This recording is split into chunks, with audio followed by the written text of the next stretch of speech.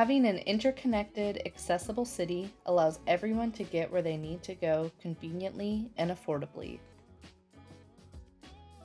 Today, many parts of Sacramento are built to move cars through quickly, to the detriment of other modes of travel.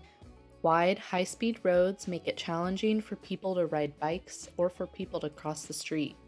Spaces geared only towards cars are more spread out, making it harder to provide high-quality transit. And the transportation sector is Sacramento's biggest source of greenhouse gas emissions, especially from single-occupant vehicles. We've heard from the Sacramento community that residents would like a more balanced transportation system that prioritizes walking, biking, and transit, and reduces reliance on cars, thereby reducing greenhouse gas emissions, improving community health, addressing congestion, and improving livability. Residents want to see continued focus on the city's Vision Zero initiative, which seeks to eliminate severe traffic-related injuries and deaths by 2027, prioritizing investment in historically underserved neighborhoods. So how can we achieve this vision? Big and bold strategy number 1.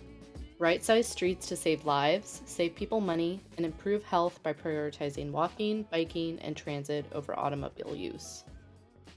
Many of Sacramento's streets are built to accommodate more cars than they need to.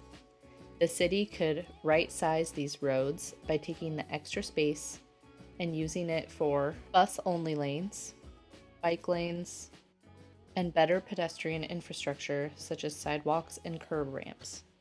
This would help make walking and biking safer and help buses avoid getting stuck in traffic. The city could also look for opportunities to use existing curb space for transit stops, bike lanes, crosswalks, bike parking, shared rideable drop-off and pickup zones, and commercial loading zones.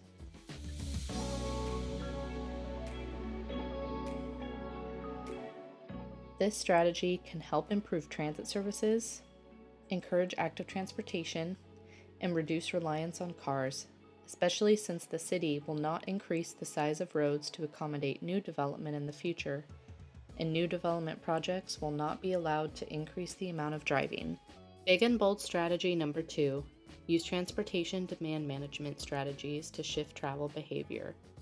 Transportation demand management strategies aim to create a balanced transportation system by encouraging people to travel to work without driving alone. Potential strategies the city could implement to discourage driving alone include: coordinate with employers to provide incentives to employees for carpooling or telecommuting,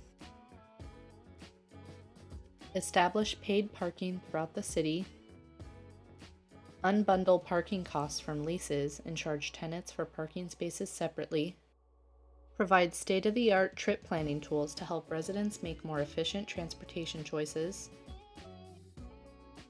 and create an active parking management or shared parking program to make more efficient use of parking spaces.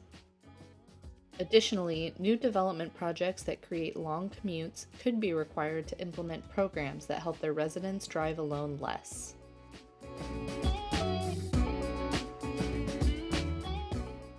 Big and bold strategy number 3.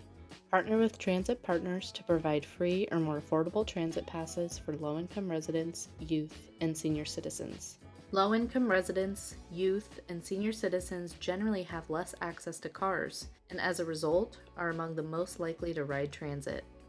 Partnering with transit agencies to provide them with free or more affordable transit passes, such as the existing Fare-Free Transit for Youth program, could help improve mobility citywide, increase ridership, and create easier connections for those who can't drive.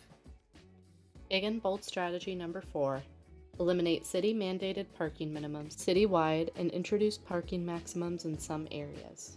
Parking minimums are laws that require property developers to create a certain amount of parking, while parking maximums set a maximum amount of spaces that can be created for new developments.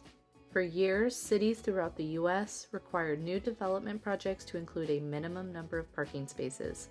This requirement has contributed to higher rent prices, as developers often bundle the cost of parking into the rent or sale price of a home or apartment. Parking can cost tens of thousands of dollars per space to build, not including the cost of the land.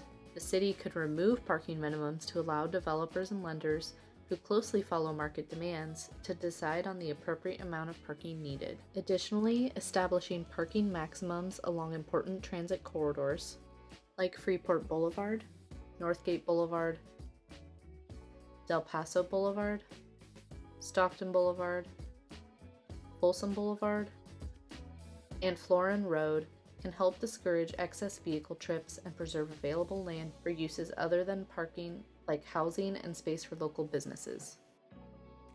Several cities, including Portland and Seattle, have successfully implemented parking maximums, where they have helped to increase transit ridership and create more space for housing and businesses. Capping the amount of parking a new development can provide could also help Sacramento shift trips away from cars and towards walking, biking, and transit. In 2018, the city abolished minimum parking requirements and prohibited certain uses, like gas stations and drive-thru restaurants within a quarter-mile of its 23 light rail stations. It also adjusted the parking regulations within a half-mile radius of each station. Expanding on these policies could help Sacramento achieve its vision to be a more interconnected, accessible city. Thank you for taking the time out of your day to learn more about the General Plan Update and Climate Action Plan. We can't wait to hear from you.